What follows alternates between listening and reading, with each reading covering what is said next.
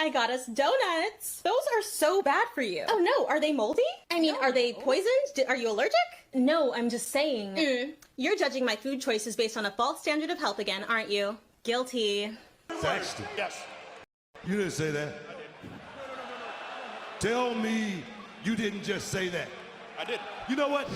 Training programs, meal plans, and coaching. Make sure you check out KHPFitnessandTraining.com. What's going on, my fitness seekers all over the world? I wanted to go ahead and bring you another KHP Fitness Reacts videos, where in this video, I want to go ahead and be talking about the common misconceptions that you see in the nutrition world. In the nutrition world, there's a lot of misleading information, guys, and it is so much back and forth. This works for me, that works for you. But there are some things that you can root in common practice. And I want to go ahead and see if I can decipher some of these for you and add on some of these very awesome content creators that created some of this information for me to react to. So without further ado, wait a minute. You know what I want first. You know what I want. Go ahead and hit that like, comment, subscribe.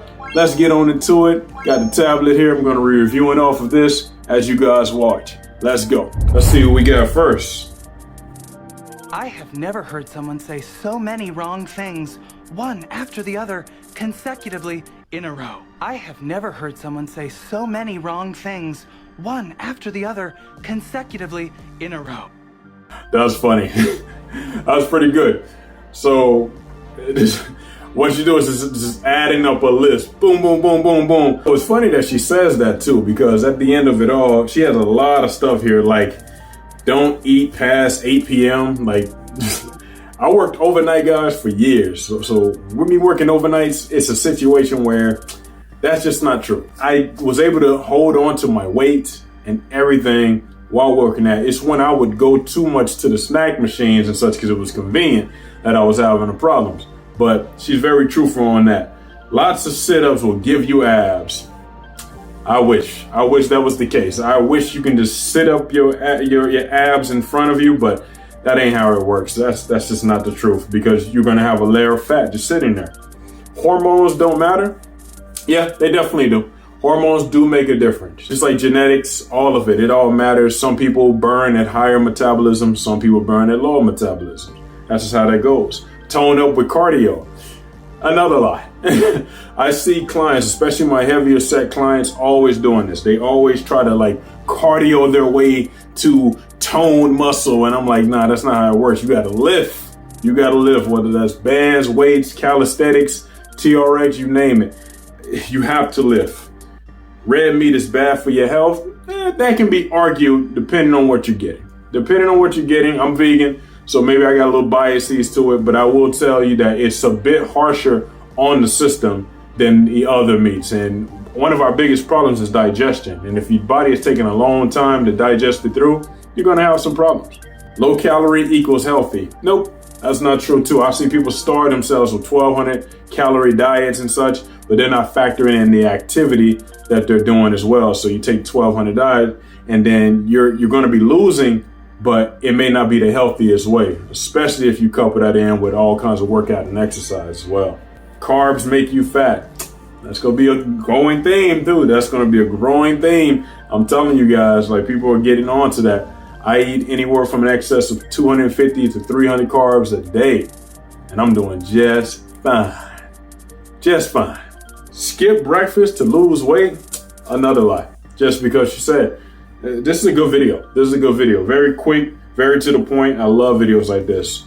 If you skip breakfast, that might knock some calories out. But if you make up in dinner and lunch, you're not losing anything. Calories in, calories out. Very important.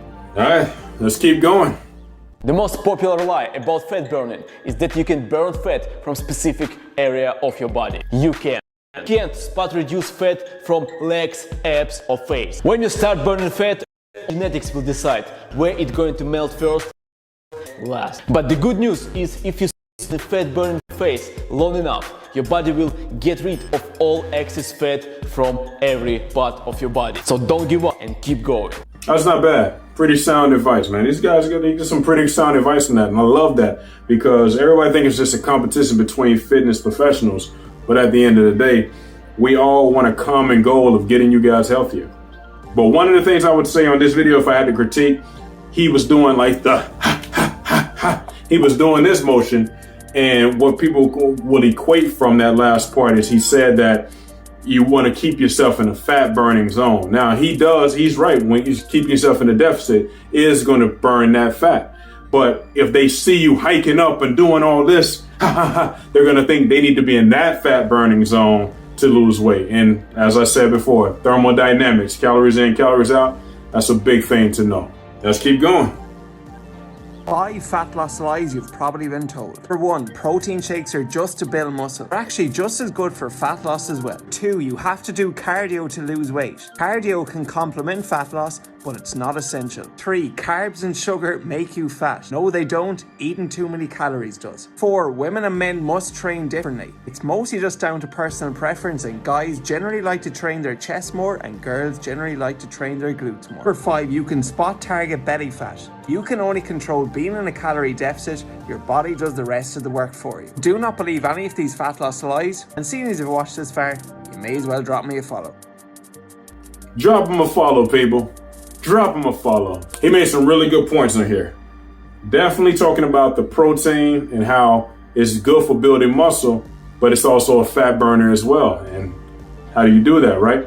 Every pound of muscle you put on, you're going to up your metabolism a bit. Now it can range. See, some people will say like every pound of muscle is like 10 extra calories, but it depends on the person. It depends on it. So definitely you're going to up your metabolism from eating that. As you build more muscle, your body's going to have to work a little bit harder to burn through. And with that, you'll get an extra calorie burn. So really good points from him. Check him out, man. Let's keep it going. I got us donuts. Those are so bad for you. Oh no, are they moldy? I mean, are they poisoned? Are you allergic? No, I'm just saying. You're judging my food choices based on a false standard of health again, aren't you? Guilty. Diet culture, fat phobia, and systems of oppression have created false hierarchies of food, and it shows up everywhere. Yo. Baxter. Yes. You didn't say that. Tell me you didn't just say that. I did. You know what? Yeah. Did she just put oppression on it?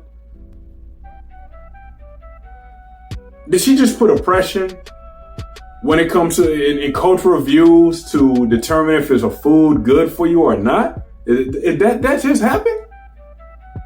Oh, maybe I'm jumping to conclusions, guys. Let me review a little bit further and let me see. Because maybe I'm jumping to the gun. Maybe I'm jumping. For instance, harmful thought patterns like earning food through exercising, or that dessert is the reward for the punishment of eating vegetables. Remember that you do not need to earn food. We are all incorrectly taught from a young age that our size, and therefore the foods that we eat, are markers of our self-worth. Moralizing food can lead to harmful relationships with food and disordered eating. Instead of focusing on good and bad choices, try to approach food with neutrality in mind. Yes. You didn't say that. Tell me you didn't just say that. I did. You know what? I did a little research on this lady. And if it turns out she works for the Models International. She works for these people. Are we kidding ourselves? She works for Models. So you have to follow the money sometimes. Now the difference is if somebody is sponsored by somebody, right? Or affiliated, check out what they do. The difference between us trainers, right, is that a lot of us can be affiliated with something. Like me, I was once affiliated when it came to Undersun, and I was also affiliated through the boards, right? But these are two things that help me get to a better point on my fitness. So when I wanted to get out of the gym, I definitely did the bands because they helped me keep the physique and improve. I've showed you in this, check the video out, proof in the bands. And when it comes to the Undersun, here's another one. You can click on this one too.